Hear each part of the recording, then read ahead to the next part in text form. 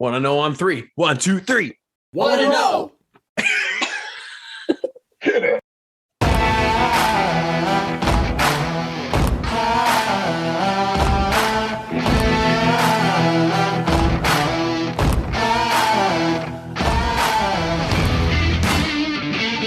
Welcome, hola, and bonjour. You're listening to the official 1-0 Fantasy Football Podcast. It's time to join your host, the Commissioner Extraordinaire, the Fantasy Football Trademonger, Owen O-Dog Drake.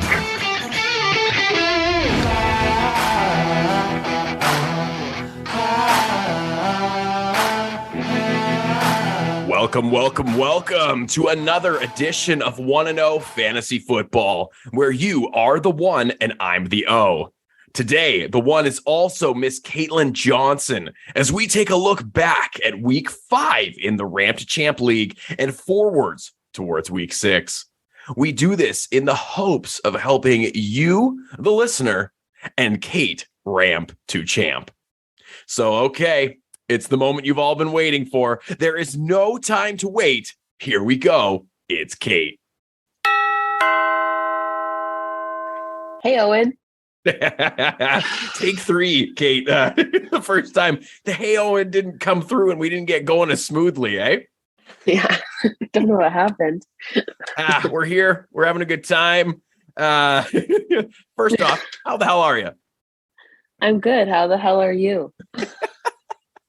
Well, I'm feeling good, but I'm thinking that might be a little, you're good. Don't get me wrong, but like feeling a little tired. We had another wedding and up late last night too. Yeah, I am a little tired, but I'm feeling good. Yeah. And I mean, so there's a wedding. A few drinks were consumed. I stayed the course this time. Tough to say no, but you had a few drinks. Had to have a good breakfast after that, right? Well, of course. Of course. So what did it look like? How was it? Got some eggs, got some bacon, hash browns. It was so good. Very good. And, okay, I mean, I don't mean to bury the lead, but Cait, in a couple of days, what is the big news in your life? Getting a new car. Getting a new car. So it's been a bit of a process with, so you had your car leased. Yeah. Who we affectionately call Zoom. Yeah, because it's so fast. So you had your car leased, and we heard that the car market is very needy here in Canada. Not as many used cars available. So it kind of ended up working out for you where you were like, you're getting a lot for your car in terms of a trade-in, but it's also like cars are scarce, so you got to take what's available to you. But it actually turned out that the car that you wanted like 4 or 5 years ago, it was available. How cool is that? Yeah, it was amazing. My car that I got in 2019 is basically worth what it was when it was brand new. So I got a really good deal. Went into a new lease with a new Mazda SUV. We're excited. That's very exciting. And I mean, I don't have to tell you, it's going to be nice not just having 2 cars for when we have to borrow things to anytime we want to move anything bigger than like a small table. Yeah. Luckily, all of our parents, and I say all of our parents because my parents are divorced, so they're separate people. But they all have SUVs and they let us use them. But we won't have to do that anymore. Because there's going to be a new car, so stay tuned on the new car name. We'll definitely keep you updated on that. Well, I don't know, because my car's name is Zoom, and now we're going to Mazda, which is, that's their catchphrase or whatever. So it has to be like Zoom 2.0 or something. Z2, baby. Z2. Yeah. And famously, my car, a little bit of an older car now, but I own it myself. So come at me, Cait. No, we were chirping back and forth about that last night, but no. So mine is Jello. after J-Lo, because got a lot of junk in the trunk there, and really do need to clean up that car a little bit. And then Cait's a Zoom because it does have some power behind it. But yeah, stay tuned. And then today, Cait, where am I off to, and what am I excited about today? The first, what is it? I don't even. The first badminton session of the year. Well, the badminton club is open, and fun fact. Our badminton club here in Stratford, Ontario is seasonal. Is that the right word? Yeah. No, go ahead. Where it's closed during the summer, which is a huge bummer for myself, but they have cows in there. They take the whole floor out. They bring some cattle in. So, we're having these badminton club board meetings, and they're talking about the fact that literal weeks ago, there was still cow feces on the floor. So, I mean, that's your fun fact of the day. The Stratford Badminton Club, not year round. We have to shuttle the cows and the petting zoo from the fall fair out of there, clean it all up, put the floor back in, and then we have badminton season. Here we are. Does it still smell like animals for first half of the season usually? No, it definitely doesn't. They do a good job of cleaning. Sometimes you might get a few leftover flies, Yeah. But, it's dealt with pretty quickly. Stratford does a good job of that. Go City of Stratford. Anyway, so if you aren't following Want to Know Fantasy Football on Facebook, Instagram, Twitter, be better. Give me some follows. Need the follows and the ratings to keep doing this for y'all. So let's all take a minute for the Want to Know Fantasy Football show here. First, let's make sure to share the show with 2 friends. Who are the first 2 friends you think of for fantasy football or football in general? Shoot them an episode you like and ask them to have a listen. Then make sure you're following the show on Facebook and Instagram as @WantToKnowFantasyFootball. That's spelled out ONEANDO Fantasy. Once you've done that, pop over to your podcast service, Spotify or Apple Podcasts primarily. So head over there for a moment. Make sure you're following the show for Apple Podcasts. Set up automatic downloads if you so choose. Then you won't miss an episode. Then scroll down, give me a rating and review. Send in a screenshot of your rating and review to the show to receive a bonus entry into our next free jersey signed giveaway. And for Spotify, make sure to click that follow button at the top of Want to Know Fantasy Football Podcast. Then click that little bell to get notifications about each new show. Same as Apple Podcasts. If you're so kind to leave a rating of the show in there, send a screenshot and I'll get you a bonus entry in the next signed jersey draw. All right, Cait, let's ramp to champ.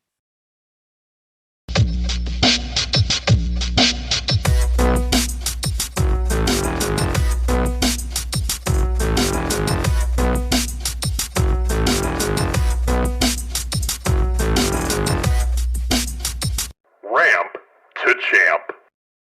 It's a wonderful day to learn some fantasy football. So, Cait, before we get into it, as well as I do, that Want to Know Fantasy Football took a step back this week, trying to revamp the process and the content that we produce for everyone. So for those of you listening, I want to say first off that I appreciate you're here. The plan going forward is to consolidate and make more concise the shows that are produced. Give you the content. Consolidate and concisedate. Concisedate, exactly. You heard it here first. So we're going to concisedate the old Want to Know Fantasy Football podcast, and we have some exciting things coming for Ramp2Champ. And I definitely want to reach out to my followers and my listeners and see what they want to hear in a fantasy football podcast, or if they want me to continue certain things that I've been doing. But the plan going forward is to still have, I believe, 3 podcasts a week, but we're going to trim it down. We're going to make it more directed, more concisedated, as Cait said, and more consolidated. So stay tuned for a post on what the show is going to look like going forward. But Ramp2Champ, we plow on, right, Cait? So for Ramp2Champ today, we are going to reflect on Cait's Week 5 matchup and the replace Javonte Williams plan. We're going to dig into the matchup recaps provided by NFL.com Fantasy and see if we can mine any takeaways in there. We're going to get you into the practice of looking ahead, a week ahead for bye weeks, Cait. We're going to get warmed up, identifying some errors that were made in our league for Thursday night players. And then we're going to put you into another manager's shoes for the days. we're going to put you into another manager's shoes for the day. And then we're going to send you off for a week break with our practice. Does that sound good? That sounds great. Awesome, Cait. So before we head into this reflection, make sure to click that link there so we're talking about the same thing. Excellent. Let's go.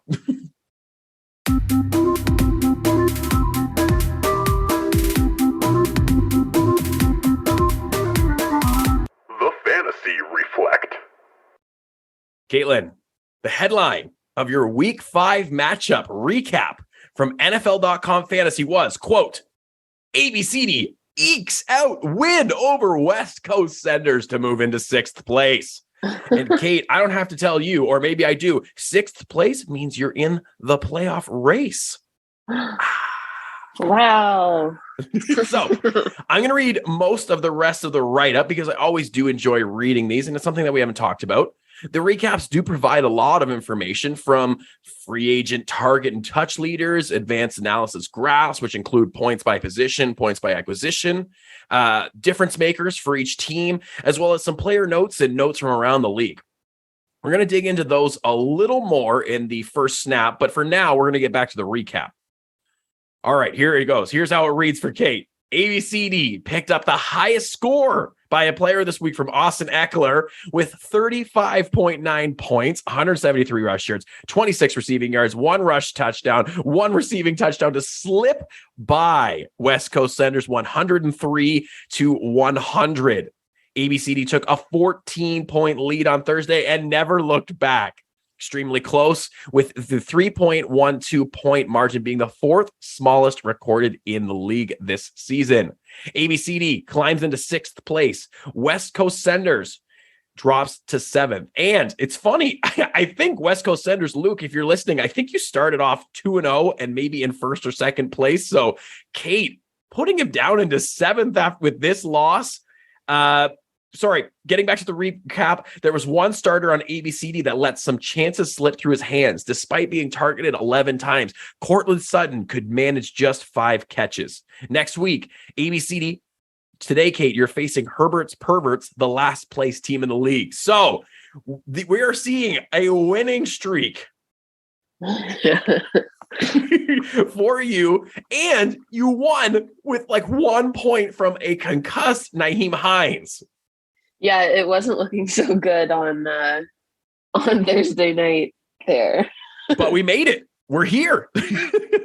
And yeah. Cait, do you have any words of encouragement for the starter that let some chances slip through his hands? Courtland Sutton, targeted 11 times, could only catch 5 of them. Come on, Courtland. He's stuff together. No, we love Courtland. I think he's your number 1 wide receiver at this point, right? It's funny that they called him out for that. Yeah, rude. So let him be him. Sorry? Let him be him. Let him be him. And it's Russell Wilson throwing the ball. Give him a break. So we're going to reflect and dig in a little bit. Kyler Murray outscored Jared Goff in this matchup, despite Kyler having a tough matchup against the Eagles, because Goff and the Eagles got skunked for 0 points. That was funny. Sorry, Goff and the Lions. That's my bad. Eckler outscored both of Luke's running backs, James Conner and Miles Sanders, by more than double. Insane. That means that the replace Javonte plan that we started to formulate last week wasn't really necessary this week. That's nice. So that's funny enough, but Luke did make the ground up with 30 points from Justin Jefferson. He added 6 points from Brandon Cooks, and that 36 points was double and more Courtland Sutton and Christian Kirk's 12 and 2 points, respectively. And your tight end position with Higbee was almost doubled, as you had almost 12, and Andrews on Luke's team had almost 23. Kickers defense pretty even. It looks like the big differences were quarterback and running back, with you just dominating Luke at those positions. Where at wide receiver and tight end, Luke dominated you. And that's what you should expect when you have Justin Jefferson and Mark Andrews. So the fact that you're able to overcome, despite the limitations at running back, well done, Cait. Well done. Thank you. After the victory, you tried to make a move to get another quarterback so that you could use him to get a running back. That didn't work out, did it, Cait? No, that was the trade. That was the trade proposal to Mike in our league. league. Yeah. So for context for the listeners, Cait tried to trade, and I found out about this after the fact, Henderson, Edmonds, DJ Moore for Patrick Mahomes. Yeah. Tried to go with the overwhelm to get a quarterback. And then, so again, like I said, her plan was to trade me a tight end and a quarterback because and no collusion. Cait asked, are you willing to move one of your running backs? And my response was, well, yeah, sure. I've got 4, but I need a tight end. You've got Njoku and Higbee, but I also need a quarterback. And Cait was not really willing to give up Kyler Murray. So it was go get another quarterback so that you can get another running back kind of thing. Sometimes things work like that in fantasy. Yeah. So that trade proposal was rejected. And then I made a failed trade attempt with Mike as well, offering Travis Etienne, my boy, Russell Wilson, and Terry McLaurin for Patrick Mahomes and DK Metcalf. And that one was laughed at. And it makes a lot more sense. Like, looking back on it too, Terry McLaurin, in hindsight, because of what happened to Carson Wentz with the fractured finger on Thursday night, dodged a bullet there, Mike. Well done. But it's going to be tough for him to get a running back. And you can feel the vultures swooping when you've got Rachaad White as your only other starting running back next to Clyde Edwards-Helaire. So as we start to wrap up our reflection here, Cait, none of the trades went through. So we had some unexpected things that did happen. The first thing that happened was waiver wire night. You got Cardinals running back Eno Benjamin, the number 2 top running back pickup of the week, and only number 2 if Ken Walker II was available, which he was not in our league. So the top running back option. Eno, a bit of a question mark at the time, as we knew James Conner, the starting running back in Arizona, as well as one of the backups there, Darrell Williams, were both injured. So, Cait, you put in a low bid, having the lowest amount of money in the league. You snagged Eno Benjamin for $6 fab. Yeah. What a steal. I know. I was so excited. I really... it was kind of just like I put in the offer and I went to bed. I was like, I'm not going to get him. And I almost didn't even check in the morning. Like, I didn't check the app in the morning. And then I was like, what the heck? You got him. Yeah. And then, so you got him. And then what was more insane was, first, Darrell Williams was ruled out. We said that, injured, right? So that's one of the depth pieces with the Cardinals running backs. Great. Okay. Now we were just all eyes on James Conner. And then James Conner was later ruled out. So that means, Cait, you've got an immediate starting running back for fantasy in Eno Benjamin for the week, with a good matchup against the Seahawks, and the people who bid $0 on him, notably Mike, who we were just talking about, who only has Clyde Edwards-Helaire, and Bucks backup running back Rachaad White. They got to be kicking themselves for this one. And Cait, the smile is almost popping off your face at this point, stealing a running back and fixing your position for the week. Yeah, let's hope it works out how we think it's going to, because I don't want to spend any more money on the waiver wires. But at least for this week, like, Cait, for context, they just brought in 2 running backs off the street. Like, these guys don't have any experience in the offense. So my expectation would, and what most people's expectation would be Eno gets all the work. But another thing happened, Cait. So we got a mysterious situation surrounding Rams running back Cam Akers. So for those of you that don't know, Cam Akers, running back of the Rams, Super Bowl champion, made the miraculous recovery from the torn Achilles last year in like 6 months. Crazy recovery time for an Achilles injury, usually the death knell for a running back's career. He returned for the playoffs, had some flashes, but mostly look inefficient. We were thinking, okay, a lot more time to recover. He's going to come back better this year. He was still being prioritized, giving carries and targets.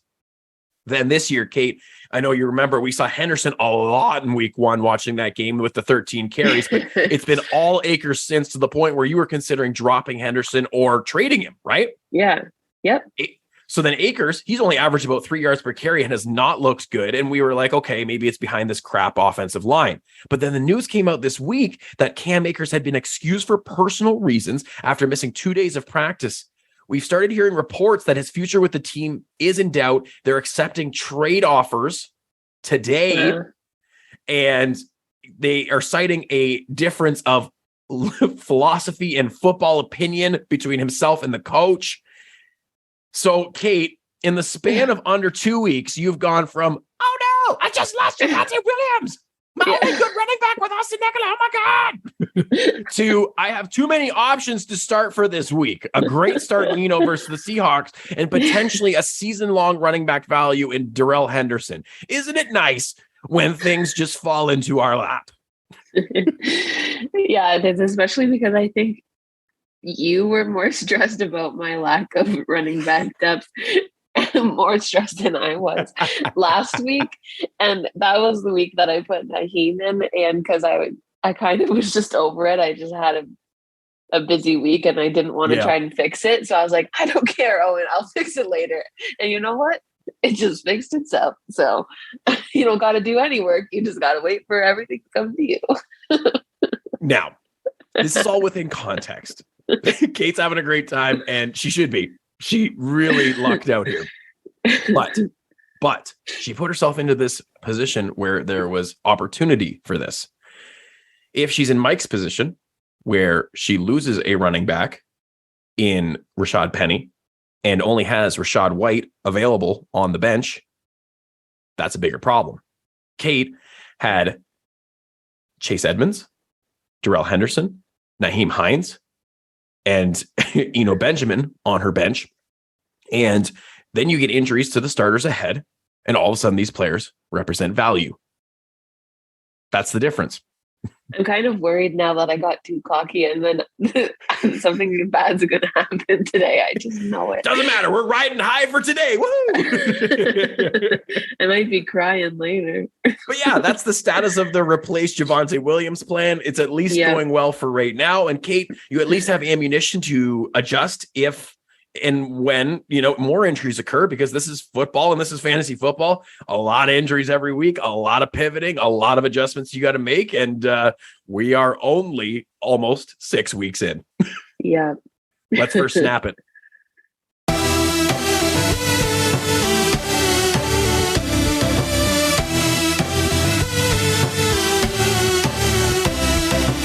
The first snap.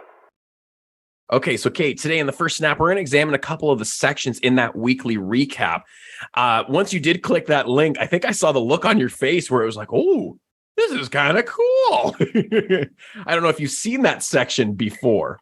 Actually, there's nothing on my screen. That's why I was like, so that was the look. Okay, so for those of you playing an NFL fantasy, what you're going to want to do is you're going to want to head over to the Game Center, Cait. And then you're going to want to click if you're on desktop, and I believe it's actually available on mobile now as well, but you go to the Game Center and then you click on the Week 5 recap button. And then that should bring up a little report, including a lot of information that we can dig into. And that's what our plan is today for the first snap. Cait, were you able to access that? No.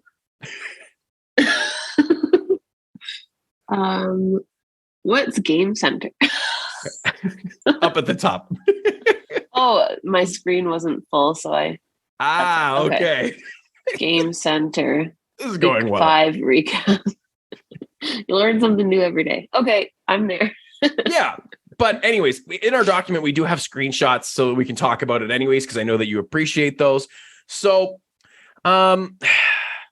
so we're examining a few of the sections here. I want you to think about whether each section, or note means much for fantasy. No worries if you don't know. We're doing a search here. We found another tool. We're looking for tools and information within the site that provide actionable information. And if we can ignore the information here, that's beneficial to learn too, right? So we're going to start with the first section there below the write-up, the free agent touch and target leaders.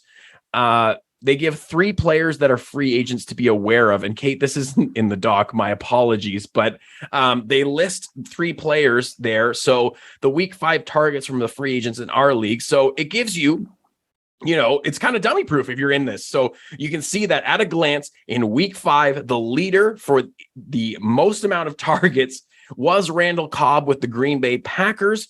That was available in our league. Pretty cool stuff. So if you're hurting at wide receiver, you could go into the free agents, take a look at Randall Cobb.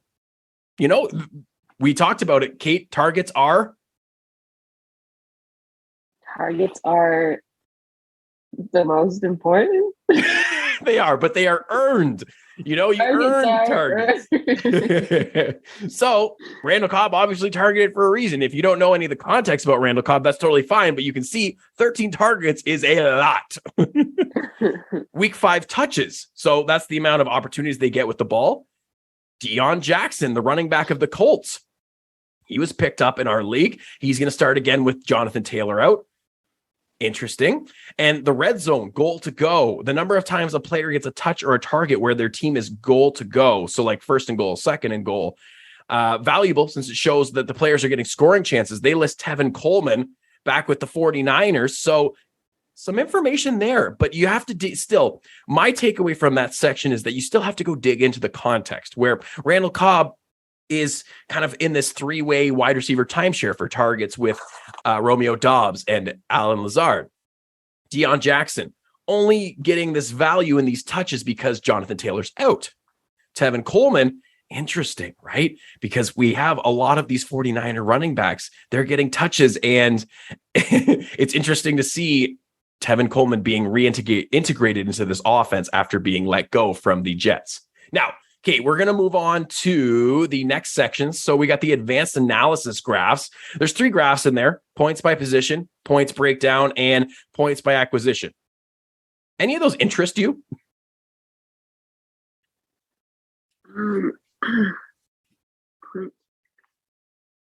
Yeah, I guess. The points breakdown's interesting because because I think that, well, even I always look at projected points for the week, and I know like it's not accurate and you always tell us not to, but it is interesting to see projected points compared to actual points, and then I compared assume to their optimal lineup, where if you click that optimize button. Now, I have pushed back against projected points in the past. You're absolutely right. But the key difference now is that we are 6 weeks in and there's 6 weeks of data to work with, right? Where these optimizing lineup buttons, they have more data to work with. So they might be able to help you make better decisions. Okay. There's still other context available, but they can help you. And you're right. This is a great thing to call out. You can see that your actual points and your projected points were almost exactly the same, whereas your optimal lineup might have scored more points. So, maybe we use that lineup optimizer button, see what they're recommending to help us make our decisions. So like right now, my optimize button says I have 4.4 additional points if I hit optimize. Okay. So look at your lineup and then press that button and let's see what changes it makes. All right. Now, while Cait's doing that, one of the other sections that I want to point out is the points by acquisition. Now, you can see on here, Cait, that there are 3 colors it's color coded by the players you drafted, the players you traded for, and the players you picked up. Now, this graph looks a little bit different because Christian Kirk did not score very many points, but it's interesting because my graphs are always full of the points for the players that I traded for. And you can see that a very substantial part of even just yours and Luke's here, 25% of your points is coming from players that you picked up. So that kind of goes back to active players are rewarded. Do you want 25% more points? Pick up more players or pick up players that are showing that they're doing well. Don't just stick with your lineup. I know some people just love their players in their lineups, but you got to be adjustable. You got to be fluid. Cait, what were the changes that were made in that lineup when you press the optimize button? They put in Higbee instead of Njoku. Okay, and we got to make sure that he's active for the week as we head up closer here, 50 minutes until game time for the 1:00 p.m. games. And then the other change was taking out DJ Moore in my flex and adding Henderson. Now that he's a starter. So the projected points have been adjusted. How do you feel about that one? Well, you're right, because Higbee says questionable right now. So obviously I wouldn't want to leave him in if he's injured or whatever. But I feel like I would be confident leaving Henderson in there, especially since would be the starter now. Yeah, absolutely. That's guaranteed work. Whereas DJ Moore with a backup quarterback, not as guaranteed. But we didn't know that we were going to have that Henderson option for your lineup. So that's exceptional news. We'll talk more about that when we click off the record button. Yeah, that's true.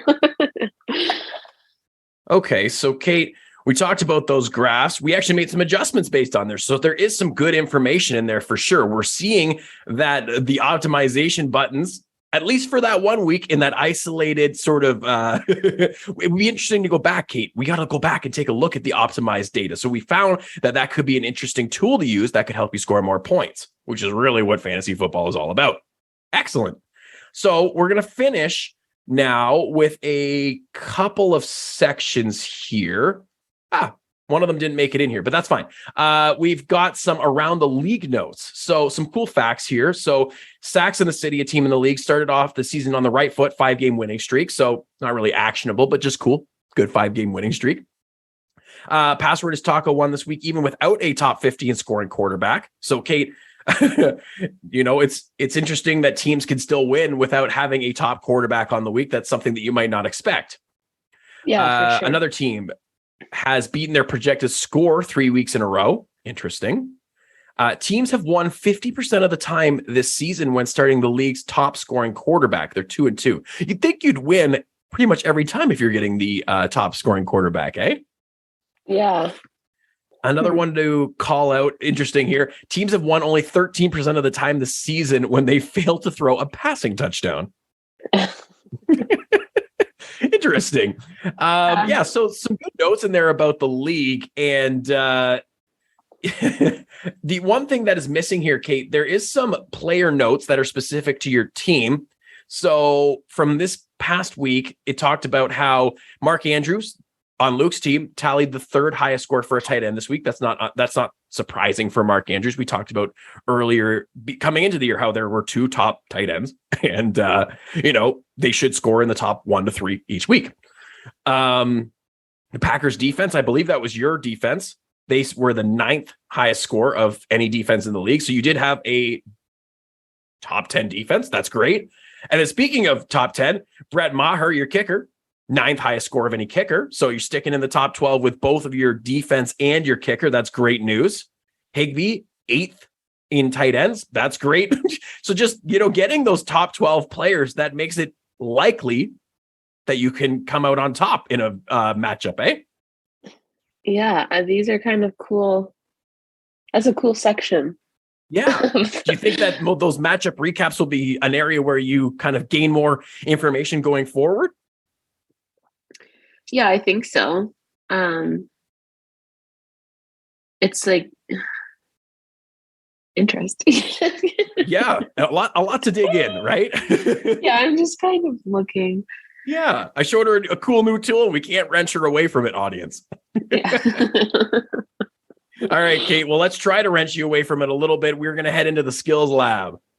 All right.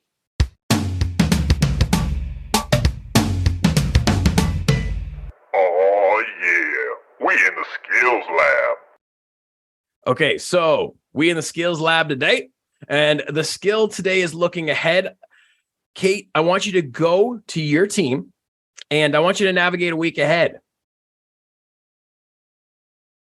So once you bring that up, I want you to look into, who is on bye for you next week. So we're heading into week 7. Is there any players that are on bye for the old ABCD squad? Higbee and Henderson. So the Rams are on a bye. So do you have replacements for those positions on your team already? I do. I have Njoku, who is another tight end.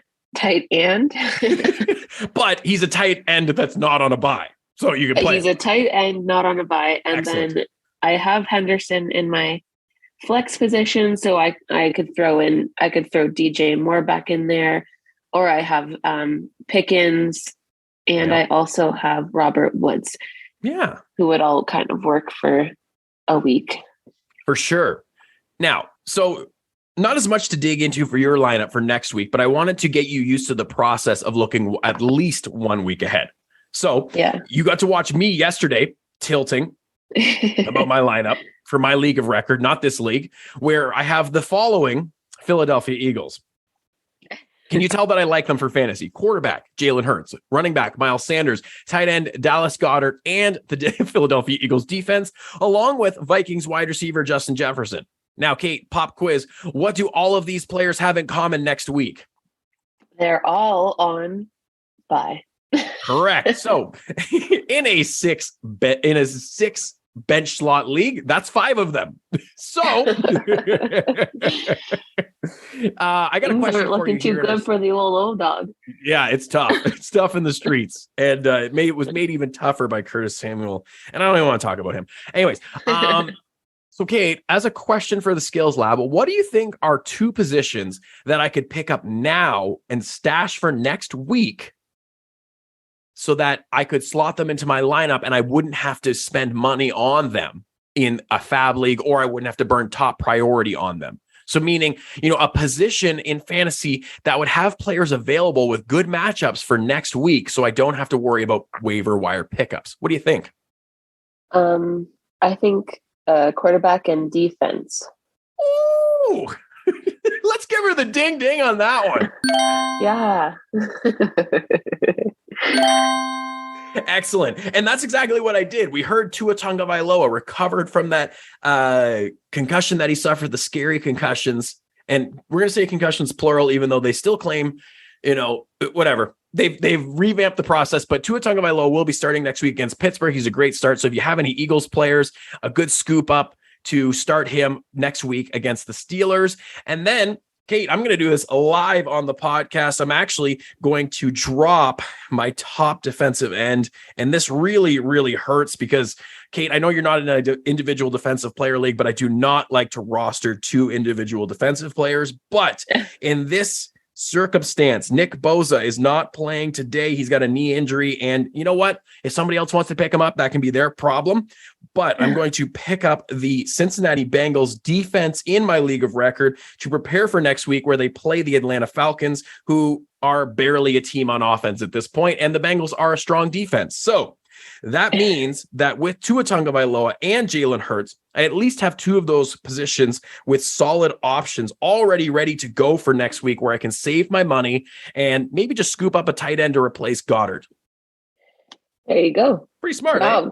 Live from the podcast. Live from the podcast. So the lesson of the Skillz Lab today, make sure you look a week ahead. Stash a player if you can, because saving that top waiver priority for the running back or the wide receiver hotness of the week, that's important. And that can provide you fantasy football value, and all fantasy football value, all roads lead to the championship.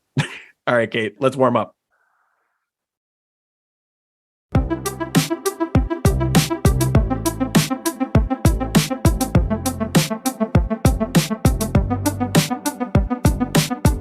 It's warm-up time, baby. Okay, Cait. So in our warm-up today, we're going to have you answer a few questions as per usual, but maybe it's a bit of a scavenger hunt. So I'm going to filibuster and talk a little bit, as long as you have the fantasy football app up, but I want you to look through the matchups in our league, and I want you to identify 2 teams in the league that made a mistake setting their lineups on Thursday night. Okay. And while she does that, I am going to provide some yodeling that will serenade the audience. No. So there were a couple errors made for setting lineups based on Thursday night players. And I know, Cait, you've learned this rule before, and you'll be able to identify the error that they made. So if you're swiping through the game center, you'll be able to look and see that there are some players that are locked into certain positions that make it a bit difficult. Cait. Okay. I believe, who is this? The Dastardly Doggos? Trevor, she's calling you out. It looks like they had a Thursday night player in their flex position. And Cait, that's an That error. is the number one rule in fantasy football. Well, maybe not the number No, I'm one just rule, kidding. but it's a big rule because Cait, I don't know if Trevor, he's probably the best example for this too. So Thursday night, Trevor leaves Curtis Samuel in his flex. Sorry. And if you heard like earlier in the podcast where I almost whispered it, yes, I started Curtis Samuel too. And yes, I do hate myself. And that's what you have to do in order to start any Commanders players. But so he started him in his flex. Now, Cait, we look at the rest of his roster. Derrick Henry, Dontrell Hilliard on bye, Brian Robinson, a running back. Owen. Yeah. That's not the same team. Oh, that's not the same team. Right. I just went straight to my example. Actually, this one works just as well. So, okay, wait, Trevor... hold on. Sorry, I was just going to say, Hazardous Taco also did the same thing where he started someone in his flex. Correct. And that's where I was talking about the Curtis Samuel. That's my bad. Yeah. Okay. So both Trevor and Steve in our league, they started a player in their flex. And we've talked about this for a little bit, but Cait, I'm wondering, so you're looking at these rosters. I think both of them are pretty good examples for why this could be an issue. But, let's start with, I was already talking about Steve. So let's talk about Steve. So we got the Curtis Samuel in the flex. Now, what happens in the event that Devin Singletary or Ezekiel Elliott somehow pops up on the injury report with an injury? Well, let me outline it for you. Derrick Henry's on a bye. Dontrell Hilliard's on a bye. Brian Robinson is already locked into the lineup, and that leaves no other running backs. So the problem is that yeah.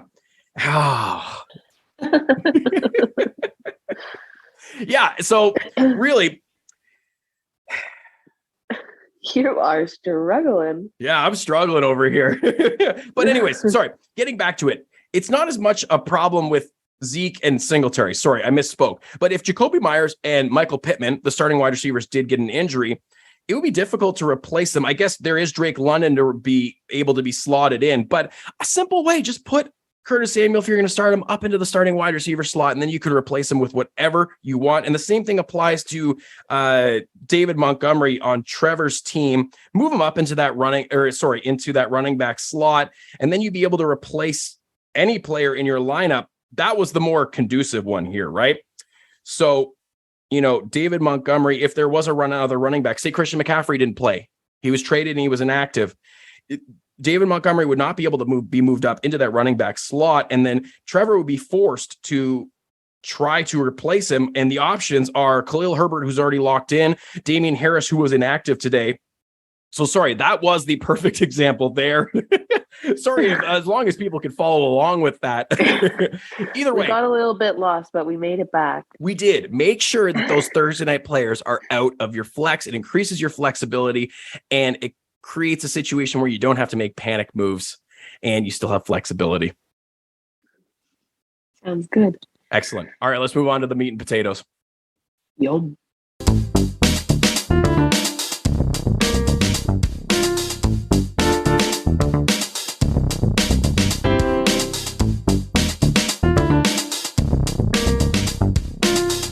Today's meat and potatoes. Okay, Cait, in today's meat and potatoes, we're going to go through an exercise looking at another team in the Ramp2Champ League. Cait, I want you to walk a mile in another's shoes. And this another is no other than Smokey Joe's Gridiron Heroes, a fantasy football team in the Ramp2Champ League managed by Tony.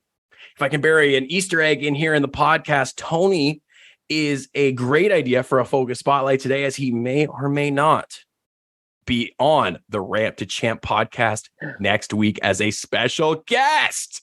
What? No way. You can't. So, Cait, let's dig into this team. Okay. So you're looking at printout screenshots of his 15 current rostered players, although that has changed quite recently. Yes. We did have a better. If he hadn't have just changed it, we would have had a good look at his 3 quarterback situation. For sure. Okay, so looking at this lineup, we did mention that, yes, there were 3 quarterbacks on here. Earlier, I believe maybe yesterday, Cam Akers from that news was dropped for Giants quarterback Daniel Jones. Not a move I would have recommended, but I understand, like, Akers has not looked good. Running back 57, sometimes you got to do what you got to do. But the problem is, Tony, you dropped him for a quarterback, which you didn't need. But you rectified the situation. Cait, what happened after that this morning? I believe he dropped the quarterback and picked up the Bengals defense. Correct. And we were going to talk about that. So you only had one defense on your roster, Tony, and that was the Bills' number 1 defense. Bills, great defense, but going against the Kansas City number 1 offense. So a bit of a difficult day for them. And I love the pivot. The Saints don't have any wide receivers today. Michael Thomas, Chris Olave, and Jarvis Landry, they're starting 3 wide receivers all out for the day. So yeah, why not play the defense against them? And their starting quarterback, Jameis Winston, also out. So start the defense against them. Great move there. That was going to be one of our recommendations, wasn't it, Cait? It was. So now we're back down to 2 quarterbacks. And for those of you with Aaron Rodgers, Cait, you actually pointed out that he's being started in only 60% of NFL.com fantasy leagues. So, which makes sense. He's quarterback 19. We have 12 teams in our league. He's outside the top 12, whereas he also has Joe Burrow. So you're able to pivot between the two and, kind of go with the matchups.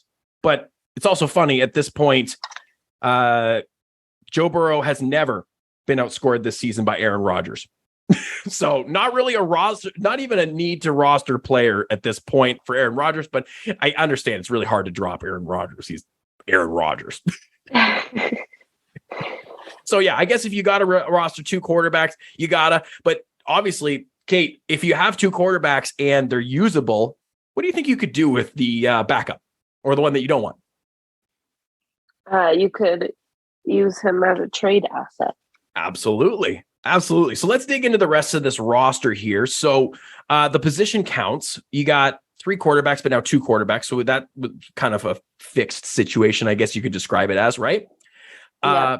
4 running backs, and those running backs include a running back 1 in Leonard Fournette. He's the running back 7 on the season. And also, Cait, you pointed out something really funny with Leonard Fournette this morning as well. What was that?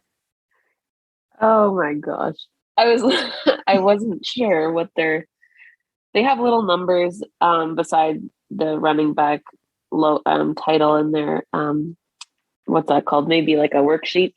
Yeah. And Leonard Fournette is number 7, but he's also ranked 7. And I was confused because the other ones didn't match up like that, but it just turns out that that's his number on the field. So so running back 7 on the field, running back 7 overall in fantasy football. Then you also have the running back 19 overall in Jeff Wilson Jr. And Cait, we have a 12-team league, so that makes Jeff Wilson Jr. a very, very solid running back too. Yeah. And Melvin Gordon, who is running back 39, but the situation for Melvin Gordon has changed, as you're very familiar with, Cait. What happened with Melvin Gordon's situation? Yeah, well, that's where Javonte Williams was playing, right? Yeah. And he's injured, out for the season. So Melvin Gordon, what? Wouldn't it have been great to have Javonte Williams going up against the 32nd best or the absolute worst defense against the run this week with the Chargers and combining him with Austin Eckler? You'd be laughing and just lapping people. What could have been? Day. Yeah. But your loss is Tony's gain. He's got 3 solid running backs and 2 running back 2s now that the injury has happened to Javonte Williams. But I mean, Cait, I guess it's kind of a trade, right? You traded Javonte Williams' soul for Cam Akers. Yeah. Because then now you got Darrell Henderson as a starter. So, and then he's also got a great backup here in Joshua Kelly. He started to take over the backup role. So, Cait, I think Tony's coming after you here. If Austin Eckler was to ever get injured, knock on wood. Oh my gosh, don't put that out there. Your backup is on Tony's team. Oh my gosh. So I like that. Tony setting himself up for another potential starter in the event of an injury. That's really what you got to do. We're never saying that Austin Eckler is going to get injured. And Cait, you're never saying that, like, let's say Raheem Mostert is going to get injured. But I would Chase prefer Edmonds on your to team. stop talking about him getting injured as a potential. Okay, so we're moving on. But Cait, are you feeling good? If you're Tony for the moment, Yeah. right? So you're feeling good about your running back core. Oh, for sure. He has some great options there. Yeah, and it's just kind of funny that we realized how intricately linked your two running back cores are, right? Yeah. Wow. So, I mean, you and Tony obviously targeting the running backfields of value in fantasy football. I love it. Okay, so we move on to the wide receiver core, Cait. Yeah. What sticks out here from the wide receiver core? We got Tyreek Hill, Chris Godwin, Zay Jones, and Noah Brown. Well, he has a number one wide receiver one. Yep. With Tyreek Hill, and currently the fourth overall wide receiver in PPR scoring. Yeah, and if you look at the stats from the previous weeks, it looks really good, and it seems like he's a huge asset to the team. Absolutely. Now, what sticks out to you when you look at Chris Godwin? I want to notably point out weeks 2 and 3. If you didn't know anything about the situation, what would you think? Why he has 0 points in weeks 2 and 3? Yeah. Maybe he was, I don't know, injured. Yeah, exactly. So week 1, Chris Godwin, we didn't think we'd see him. He was coming back from a knee injury. We did see him. But then the only reason why he has 3 targets was because he injured his hamstring. So, yes, he's the wide receiver 74. Oh, no, that doesn't look good in my lineup. But we pay more attention to weeks 4 and 5, where he had 12 points in PPR scoring above each week, but 10 and 6 targets in the Tom Brady Tampa Bay offense. So that's got to have Tony feeling solid about his top 2 wide receivers. You think? Yeah, I think so. But then we get into a bit of a weakness now, Cait. We're looking at his wide receiver depth. What do you think of Zay Jones and Noah Brown? Both a little inconsistent with their points each week. They kind of go up and down. Yeah. And now, if I can offer some context, because we can't really get the context just from looking at the stats, can we? Noah Brown had a hot start to the year, 11, 20, 10, 9 points, but now 1.5. There's a player on my roster, Michael Gallup with the Cowboys, who had been working his way back from an injury. So do you think that the return of a highly paid wide receiver and the presumed number 2 on the offense could be having an effect on the guy that was settling into that role? Oh, for sure. He's the other guy's obviously going to get targeted a lot more than this guy now if he's back to performing at 100% or close to it. For sure. And Zay Jones, you're right, very up and down, but that's kind of, you've been living that life with another Jaguars player in Christian Kirk, where it's been kind of more down. But with the injuries on this roster, with the injuries with the Jaguars receiving core and with just like kind of spreading around the ball, it makes a lot of those players not as easy to predict, but still a fantasy football like rosterable player. Yeah. So this wide receiver core maybe could use a little depth in there, right? Imagine seeing his 24, Zay Jones's 24 points in week 3 and being like pumped to use him in week 4. Like, yes. And then week 4, he gets 0 points. To be fair, though, he was inactive. So if you stay tuned to the news you stay tuned into Want to Know Fantasy Football and you're following them on Facebook, Instagram, Twitter, then you knew. But you're absolutely right, because I think, Cait, it was a last minute inactive, and I believe that might be the one where he actually did have him in his lineup. So another reason to add another wide receiver, and another reason, hey, we talked about maybe if this is your team, you trade away the quarterback that we just talked about. That name is not coming to my mind, Aaron Rodgers, because the name value is still there. Grab a wide receiver, start working on that depth. Yeah. Now, kicker is a top 12 kicker, Tyler Bass, kicker 7 on the year. Great. Now, Cait, you've been a bit of a tight end savant. Talk me through how his tight end situation looks at the position with Evan Ingram, who is currently in the starting lineup, I believe, and Gerald Everett. It looks like he's been on a roller coaster with both of these guys, with some high points and then some low points, and then it's back up high again for sure. Both of them. And okay, so here's the thing with Gerald Everett. So I believe Gerald Everett has been his starting tight end for the most part. I believe he had Kittle to start the year, traded him to me, and then I gave him Schultz, and then Schultz has been brutal. So that's why Evan Ingram. So, Cait, you're seeing the roller coaster of Evan Ingram. Tony hasn't experienced all of that. That's more of a pickup for this week, which is great because grab a tight, you know as well as I do, you have a tight end that puts up 1.2 in Gerald Everett. You go pick up another guy just to kind of check it out for next week, especially with a matchup versus Denver looming for Gerald Everett. For sure. But you have two tight ends at 9th overall and 15th overall. So situation isn't dire, but no, but it's definitely an area that could be improved. And then we add the context in for Gerald Everett, where Keenan Allen, the short yardage target of the Chargers, could be coming back soon. If Gerald Everett and Keenan Allen both are competing for short yardage targets, I'll give you a hint. I think Keenan Allen wins that battle. So it's definitely a great thing to pick up Evan Ingram. But like we talked about, the spreading around of targets in the Jaguars does lead some Jaguars fantasy football managers to be left a little disappointed, let's say.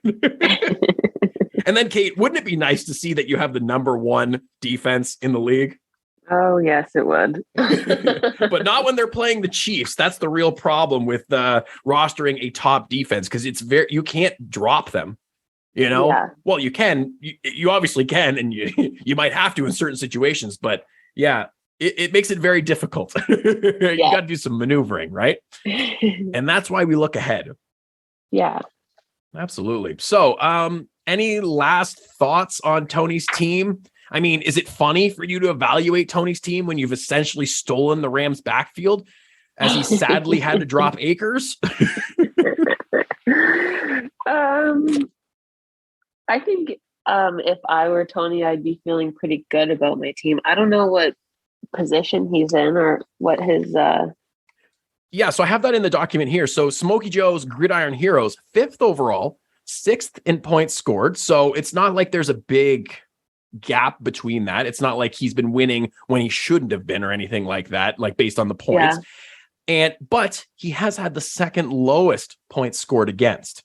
So maybe a couple of, I don't want to say lucky, because he has scored the 5th most points, but when you have the second least points scored against you, it does make it a little easier. So it'll be interesting to see how the Smokey Joe's Gridiron Heroes team does do going forward. But with a solid running back core that could be impacted, though, keep in mind, Jeff Wilson has Elijah Mitchell returning to that 49ers running back core, which would mean the end of one of his running back twos. But then, you have Melvin Gordon. So it's fantasy football. It's up and down. You just got to keep a deep running back and wide receiver core and hope for the best. Yeah. But you're right, Cait, absolutely feeling positive about his team. He should be. And maybe just use Aaron Rodgers, if possible, to go get another asset. I know he reached out to me about a trade this week, but, your boy O-Dog is smarter than that. Rodgers just doesn't have the upside this year. 16 points every single week. It's actually pretty comical. Cait, can you read? Look at these points since week 2. 16.3, 16.1, 16.1, 16.8. So if you want 16 points, well, he's Aaron Rodgers, your guy. Yeah. All right, Cait, let's move on to the practice. All right. It's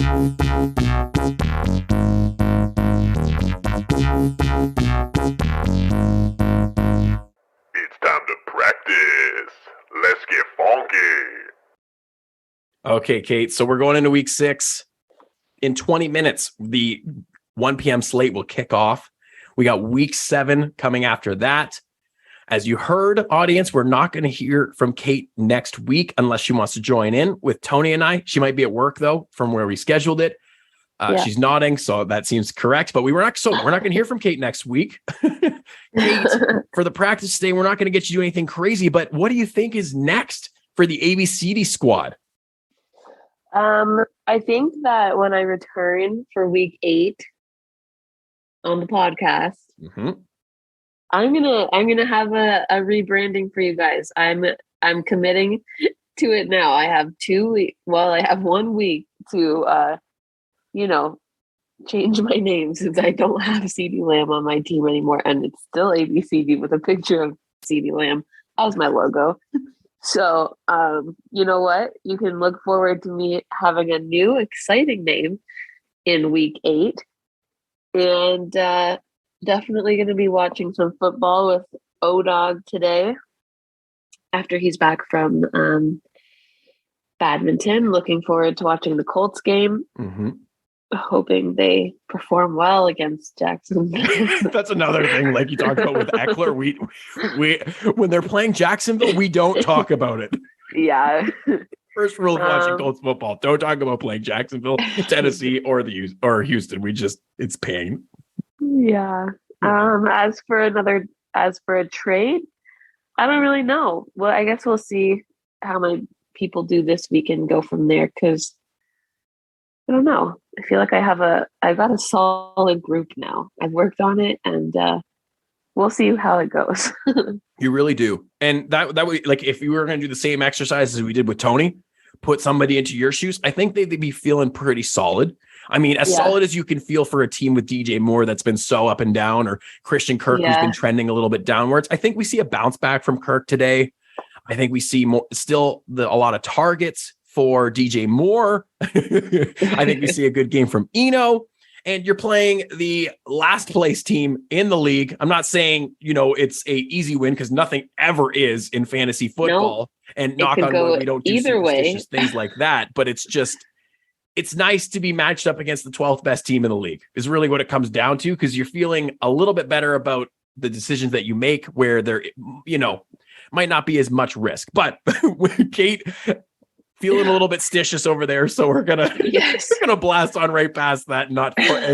But anyways, if it was me, I was just saying, in the back of my head, I would be feeling pretty positive about playing. Yeah, well, if you just jinxed me, you'll hear about it in week 8. So I guess that's what we have to look forward to. Owen laying in a body bag on the floor after being punished for jinxing Cait's fantasy football team. Yeah. No violence, but we're just kidding. Yeah, it's more of a metaphorical. I might have to leave the house while the anger, the fantasy football anger subsides. Yeah. Well, Cait, it wasn't the smoothest episode, let's say, but it was a mental health week for myself and a little bit of sickness as well, but feeling recovered. The podcast itself is going to be on a more concise-ated journey going forward, as we said. Get a little rebranding for your team. The running backs have fallen into place. Fantasy football feeling good. We're feeling good this week, but we'll see how it goes for week 7 and week 8. Yeah, we've quickly learned, audience, that Cait's mood for football in general is based entirely on her fantasy football team, because the Colts are not inspiring any confidence right now or any positive. Yeah, feeling. I think it's funny on the weeks that I'm working on the weekends, and I call you at 7:30 on a Sunday night when I'm heading home from London, and I'm like, Owen, I think I want to quit fantasy football. And I mean, to paraphrase the immortal words of Chris Rock, if you ain't been ready to quit, you ain't been in love. Welcome to fantasy football, everybody. Cait, take us out. Just like that, Owen and Cait, we're gone. We out.